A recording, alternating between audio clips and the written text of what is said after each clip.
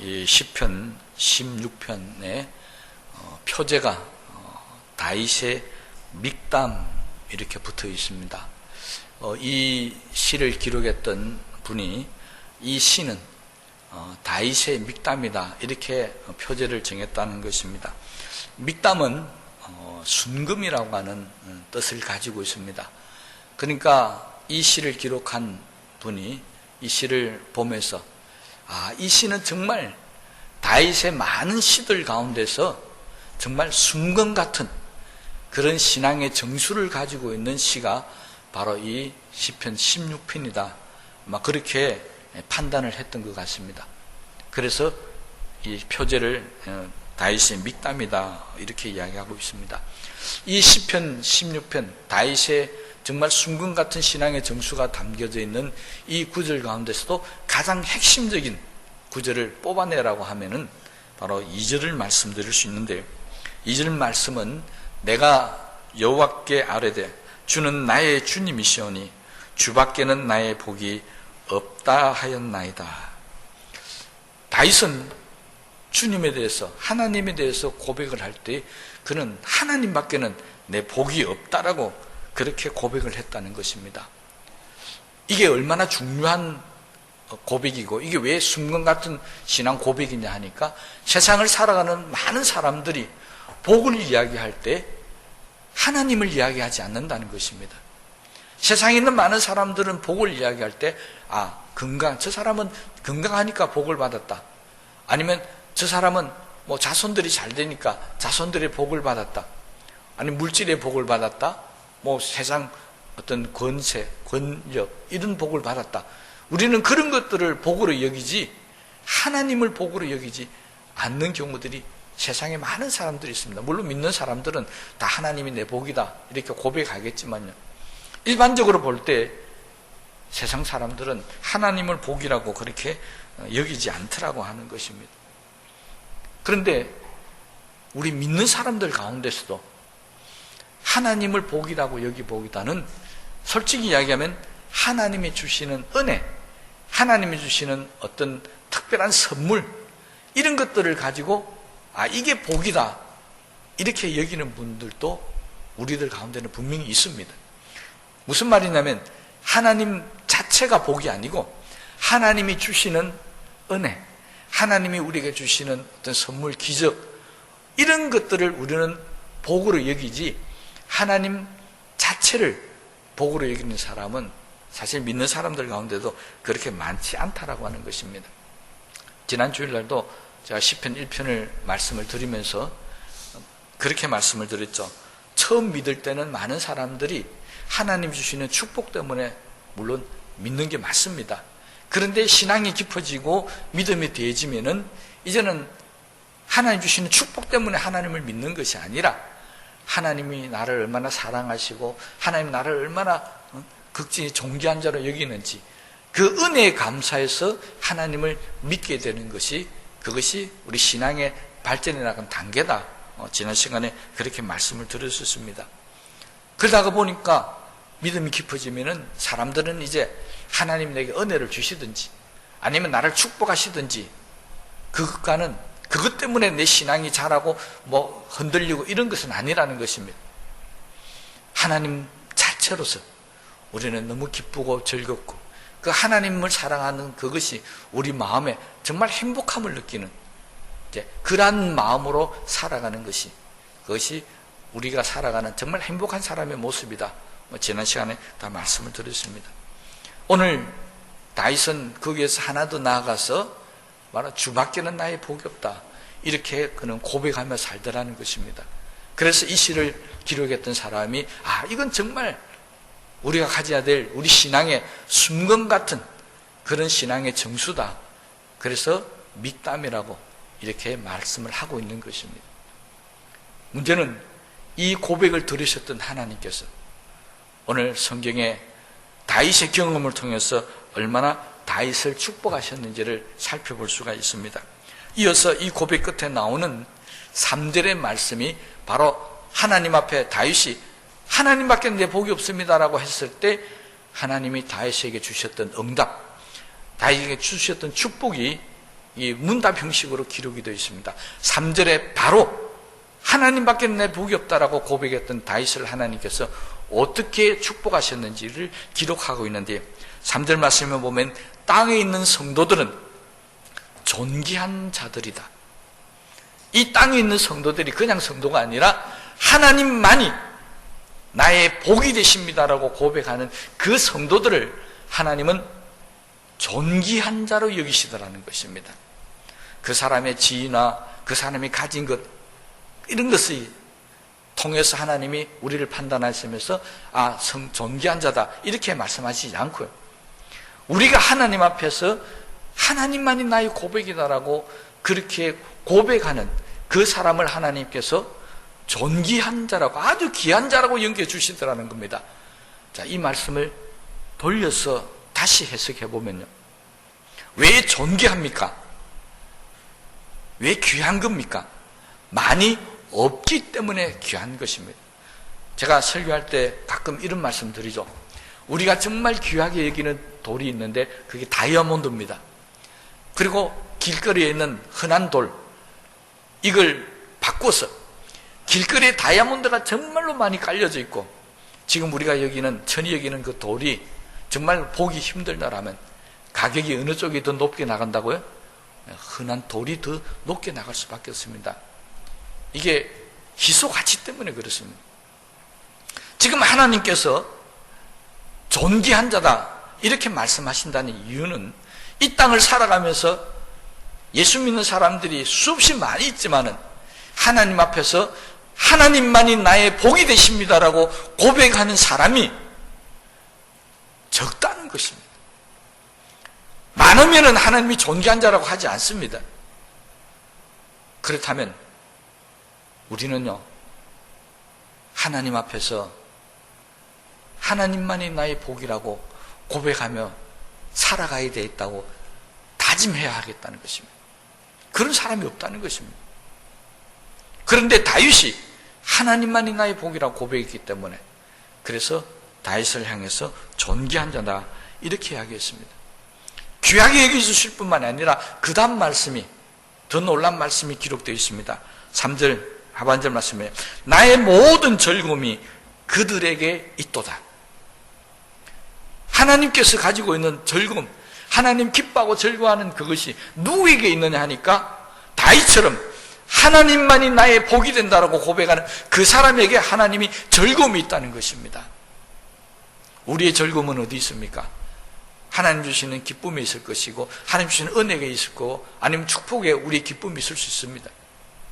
그런데 하나님이 기뻐하시는 것은 우리가 얼마나 많이 가졌느냐, 우리가 세상에서 얼마나 많이 성공했느냐, 얼마나 잘났느냐가 하나님의 기쁨이 아니라, 다윗처럼 하나님만이 나의 복이 된다라고 고백하는 그 사람에게 하나님의 모든 즐거움이 있다라고, 그렇게 다윗의 이 믿음의 고백에 하나님이 응답하셨다라고 하는 것입니다. 하나님께서 우리를 존귀하게 해주시고 하나님께서 우리를 기쁘게 여겨주시는 그 근거가 어디에 있느냐? 딱 한마디에 있습니다. 뭐라고요? 하나님만이 나의 복이 되십니다. 다윗이 고백한다면 주밖에는 나의 복이 없나이다. 이 고백이 바로 하나님의 기쁨이 되고 하나님을 우리가 존귀한 자로 되는 비결이었다라고 하는 것입니다. 그러므로 여러분, 내가 하나님 앞에 하나님밖에는 내 복이 없다라고 고백하고 살아가면 하나님께서 우리를 존귀하게 여겨주시고 기쁘게 여겨주시기 때문에 지금 내가 설사 어려움을 당하고 힘든 일을 당하고 고통을 당한다 할지라도 여러분 염려하거나 걱정하지 마시기 바랍니다. 존귀한 자라고 하는 것은 땅에 넘어져 있는 자가 존귀한 자가 아닙니다. 존귀한 자라고 하는 것은 가장 높은 자리에 있는 사람을 존귀한 자라고 한다는 것입니다. 그러니 우리가 이 세상을 살아가면서 아무리 어려움 당하고 힘든 일을 당한다 할지라도 하나님께서 우리를 존귀한 자로 만들어 주시니까 우리는 절대 땅에 엎드러질 자가 아니고 절대 넘어지고 쓰러질 자가 아니라는 것입니다. 만약 우리가 넘어지고 쓰러지고 거꾸로 접으면 그건 존귀한 자체가 아니잖아요.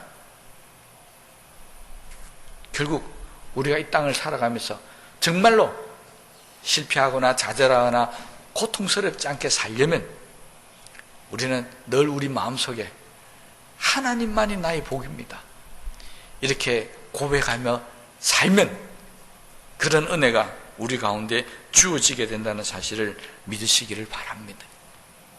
여러분, 하나님은요, 우리를 존귀한 자로 여겨주십니다.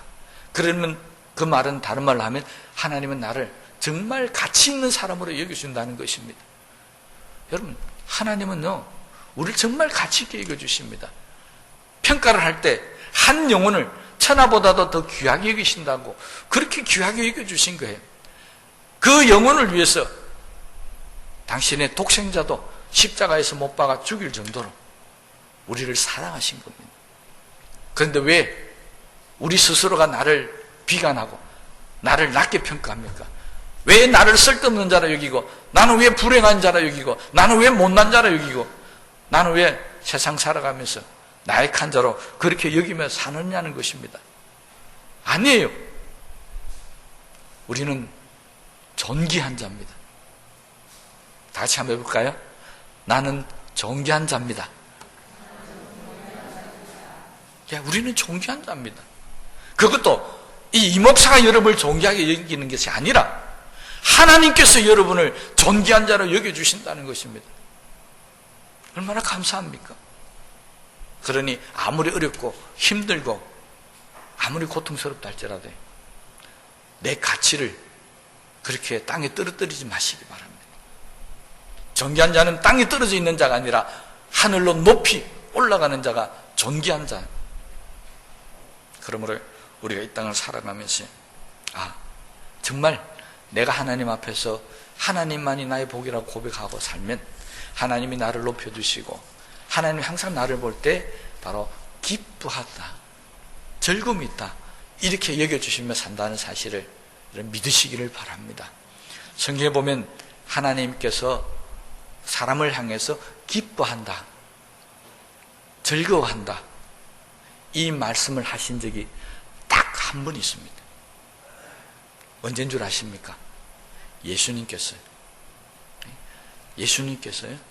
요단강에서 세례를 받고 올라오실 때 이는 내 사랑하는 자여 내 기뻐하는 자다. 변화산에서 그가 변화되는 모습을 바라면서 제자들에게 하나님께서 이는 내 사랑하는 기쁜 자니 그의 말을 들으라. 오직 한 분, 예수님께만 하나님께서 이는 내 사랑하는 자고 기뻐하는 자라고 그렇게 말씀하신 것입니다. 그런데 그 말씀이 다윗의 이 신앙 고백을 통해서 하나님만이 나의 복이라고 고백할 때 하나님께서 그의 응답으로 내 모든 즐거움이 바로 너에게 있다는 것입니다. 이 말이 바꿔지면 주님께 하신 말씀 그대로입니다. 너는 내 사랑하는 자요 내 기뻐하는 자다, 이렇게 말씀하신다는 것입니다. 그래서 우리는 다윗을 평가할 때 하나님의 평가를 그대로 따라서 말합니다. 다윗은 하나님의 마음에 합한 자였다. 그것을 다른 말로 하면 다윗은 하나님의 마음을 항상 기쁘게 하는 사람이었다는 것입니다. 그 비결이 바로 오늘 본문 말씀에 기록되어 있는 겁니다. 주밖에는 나의 복이 없나이다. 바로 이 고백이 앞으로 저와 여러분들의 고백이 되기를 주의 이름으로 축원합니다. 아울러 5절 6절 말씀에 가면 이 복을 받았던 다윗의 두 번째 고백이 나옵니다. 이 말이 좀 어렵게 되어지는데 조금 쉽게 표현을 말씀드립니다. 주님만이 내가 받을 유산입니다. 주님은 나에게 모든 필요한 것을 다 주셨습니다. 그리고 나의 모든 앞날의 운명이 주님의 손에 달려져 있습니다. 그리고 하나님께서 나에게 주신 이 땅은 그냥 말로만 주신 땅이 아니라 일일이 하나님께서 줄을 지어서 내게 줄을 지어준 구역이다. 하나님의 손길로 일일이 지었다는 것입니다. 그리고 나의 길이 실로 아름답다. 엄청난 기업을 나에게 주셨다. 5절 6절을 통해서 두 번째 다윗은 하나님 앞에 이렇게 고백을 했었습니다. 그런데 성경을 보면 하나님께서 다윗에게 주신 땅, 하나님께서 이스라엘 백성들에게 주신 땅이 그렇게 좋은 땅이 아니었습니다. 여러분들이 이스라엘의 성지순례를 가보시면 아시겠지만 이스라엘 땅은 거의 대부분이 황폐한 땅, 광야 같은 땅입니다. 요단강을 중심해서 그 부근만 조금 옥토, 기름진 땅이 많고요. 그 외의 땅들은 거의 다 황폐한 땅입니다. 그런데 그 황폐한 땅을 물려받았고 메마르고 돌멩이 투성인 그 땅을 물려받았던 다윗이 지금 하나님 앞에 뭐라고 고백하고 있습니까? 이 물려받은 이 기업이 정말 아름다운 땅이다. 이렇게 고백하고 있다는 겁니다.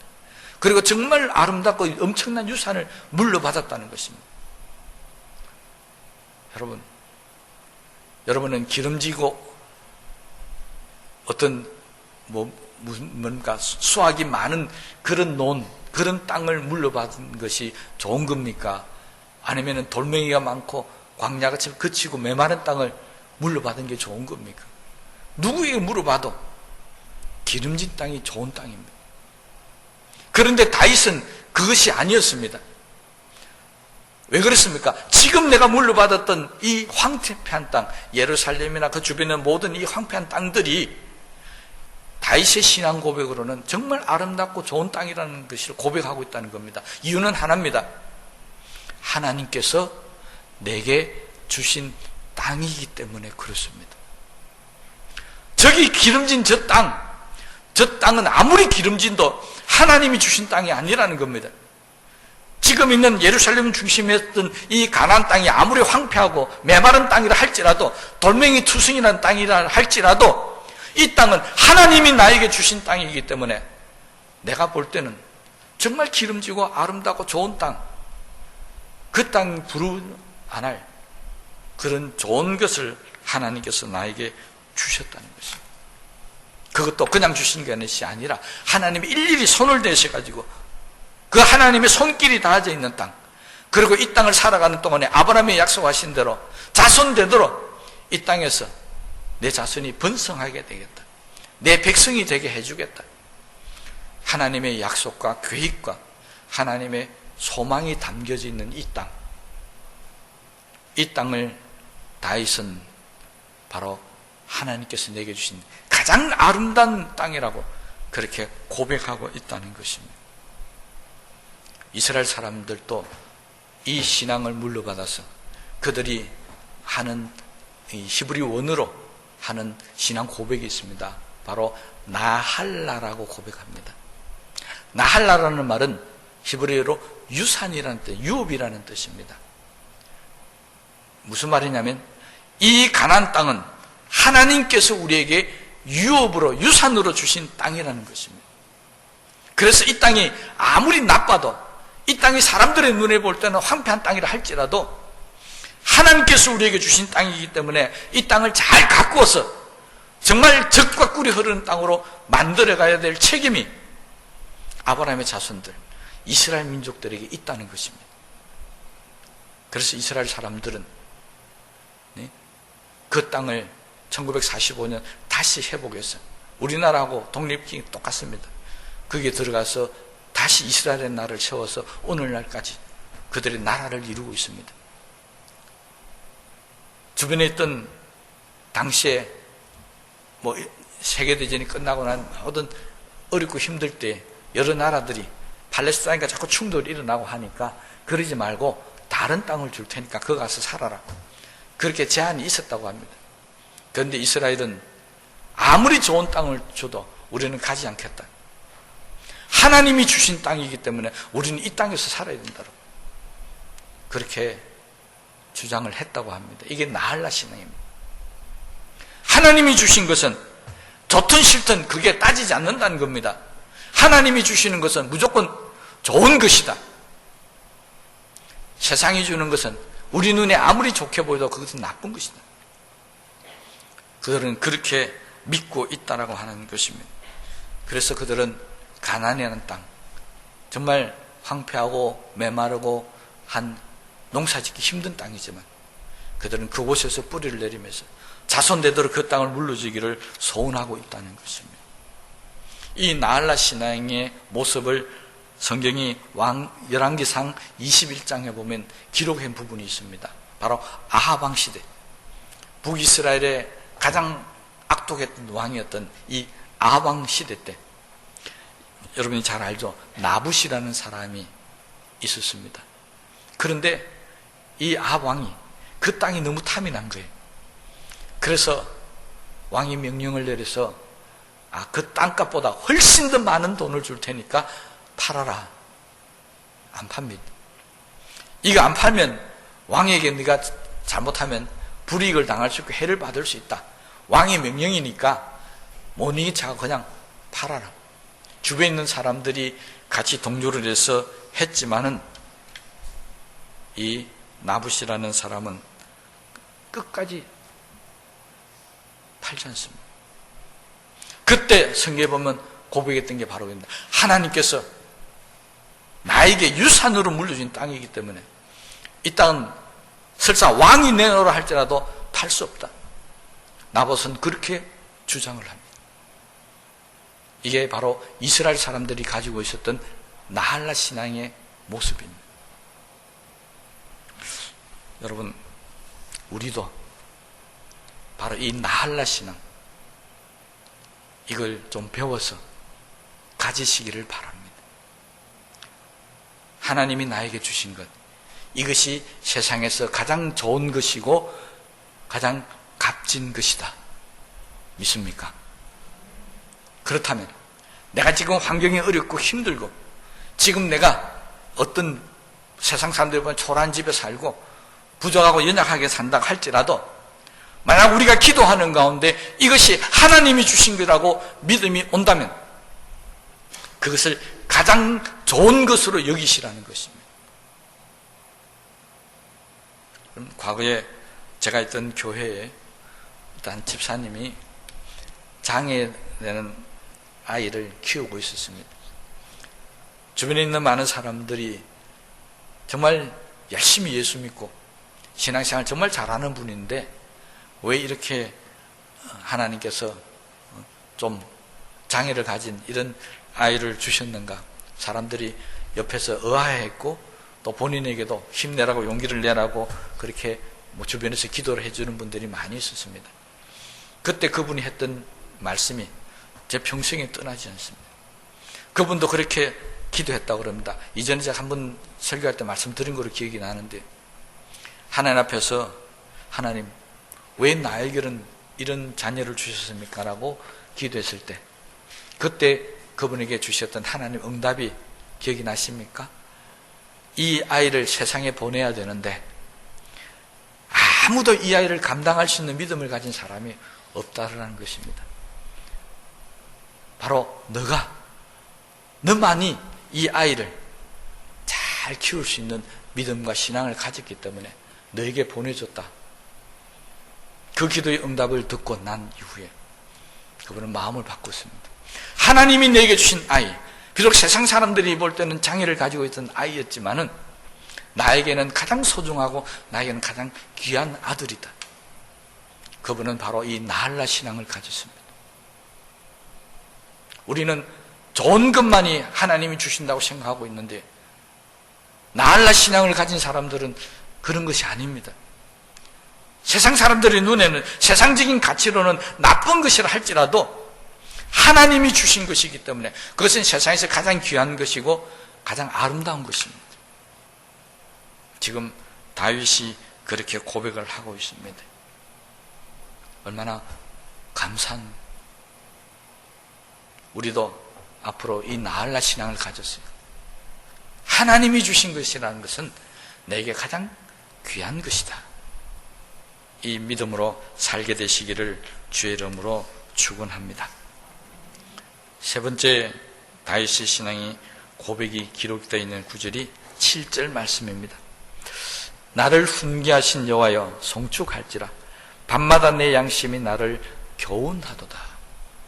세 번째 다윗은 하나님 앞에 정말 순금 같은 신앙 고백을 하면서 나를 매일 훈계하고 내 양심을 나를 계속 치도록 나를 교훈하신 그 하나님의 은혜가 너무나도 감사하다는 것입니다. 그것을 찬양한다는 것입니다.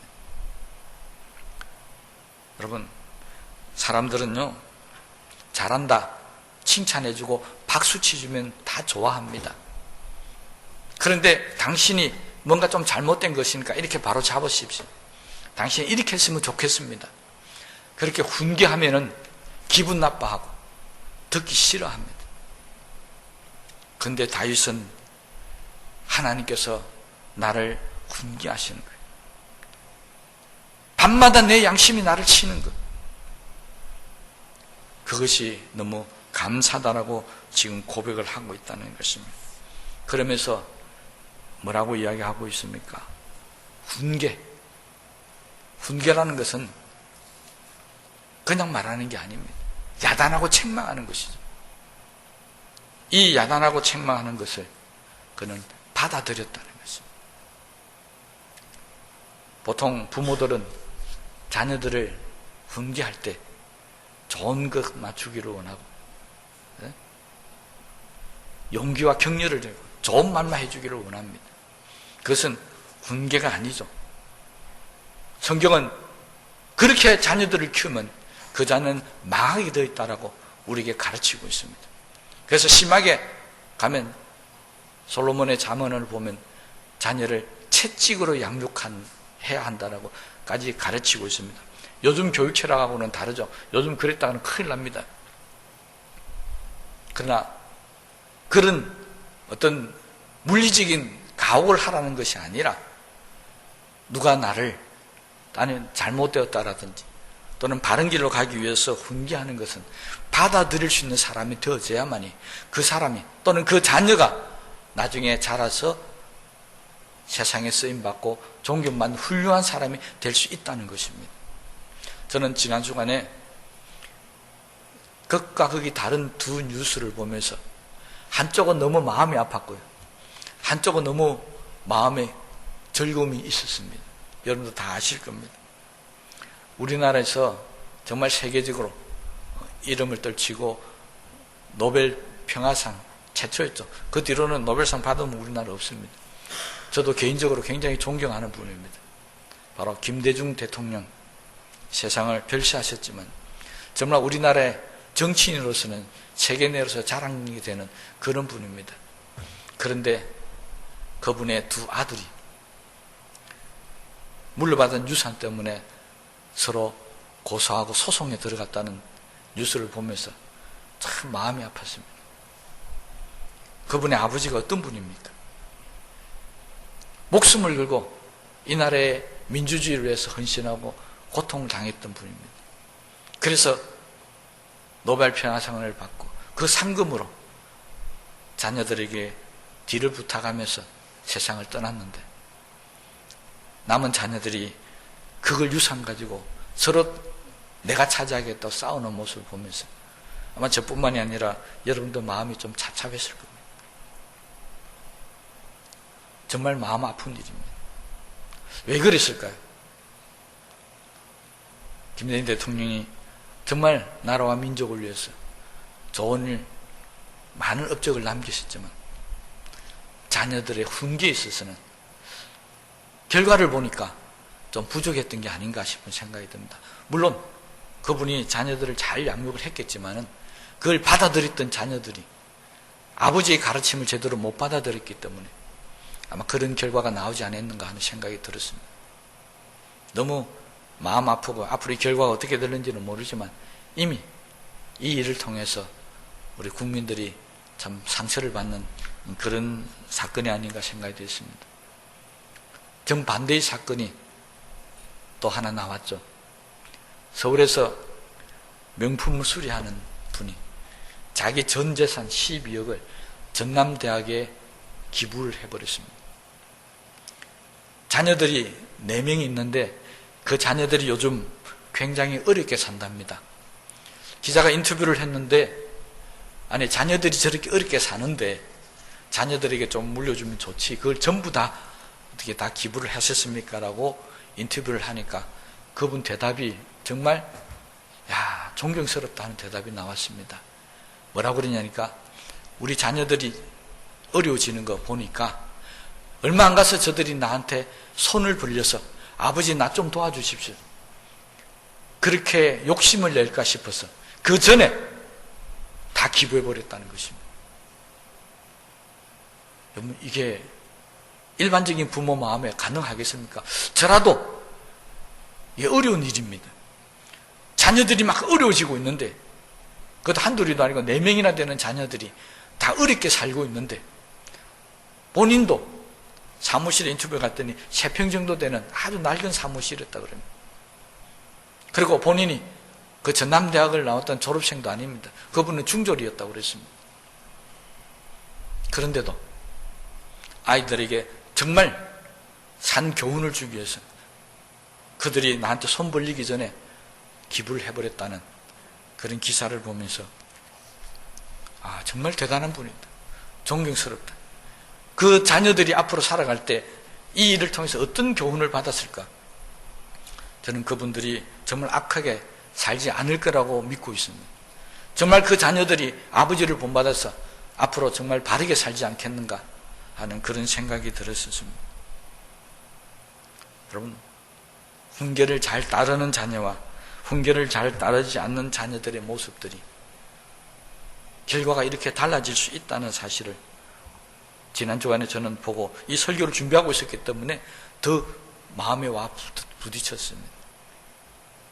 여러분, 앞으로 우리의 자녀들이 악한 꾀를 내려고 할 때, 아니 우리들부터라도 내가 뭔가 하나님의 말씀에 나려고 할 때마다 하나님의 말씀이 양심이 되어서 나를 찌른다고 했던 이 다윗의 고백처럼 그 말씀이 나를 찔러서 어긋나고 잘못된 길로 가지 못하게 막는 것, 이것이 바로 하나님의 말씀의 역사입니다. 그러므로 하나님의 말씀이 나를 찌를 때마다, 성경에 기록한 대로 말씀드리면 우리의 육신의 골수를 쪼갤 때마다 우리는 그때마다 다윗처럼 내가 하나님을 송축합니다. 찬양합니다. 그렇게 고백할 수 있는 사람들이 되시기를 주의 이름으로 축원합니다. 그러려면 하나님의 말씀이 우리 머리끝부터 발끝까지, 아니 다른 말로 하면 하나님의 훈계가 나로 바른 길로 가라고 했던 그 말씀, 내가 잘못될 때마다 나를 찌르던 그 말씀, 내가 악하게 살 때마다 거기에 돌이켜서 하나님 앞에 나와서 눈물을 흘리며 회개하게 만들었던 그 말씀이 우리 머릿속에서 발끝까지 가득 차 있어야 한다는 것입니다. 그러기 위해서 우리는 하나님의 말씀을 지난주에 말씀드린 것처럼 주야로 묵상하는, 그렇게 살아가는 사람들이 되어져야 한다는 것입니다.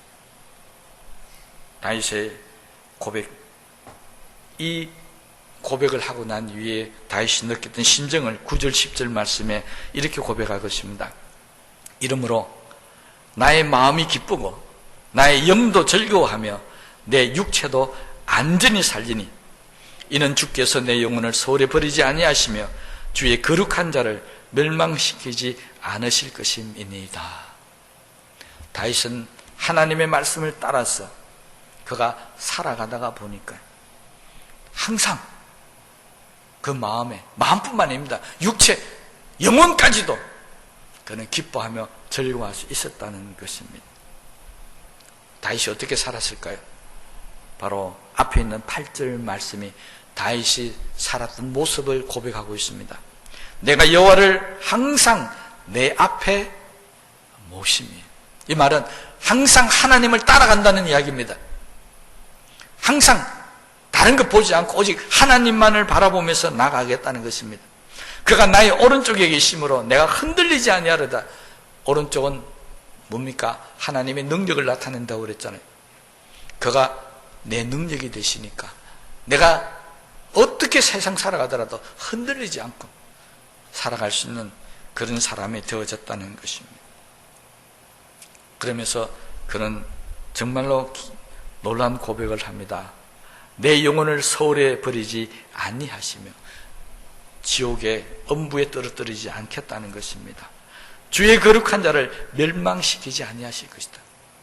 이 성경 구절을요, 사도행전 2장 27절의 말씀에 보면 베드로가 오순절날 성령 충만을 받고 난 후에 이스라엘 백성들에게 설교할 때 이 구절을 그대로 인용하십니다.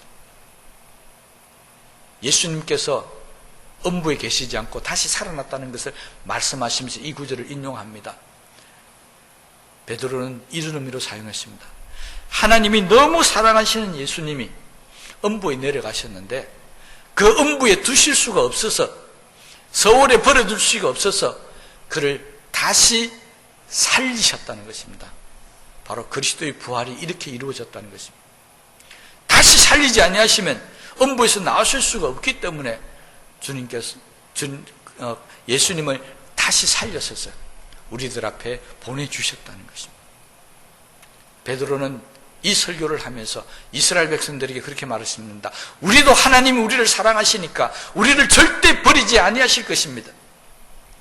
우리도 하나님을 사랑하시니까 우리가 죽어 있는 그 형편을 보지 아니하실 겁니다. 죽어 있더라도 우리를 반드시 살리실 것입니다. 그렇게 설교를 했었습니다.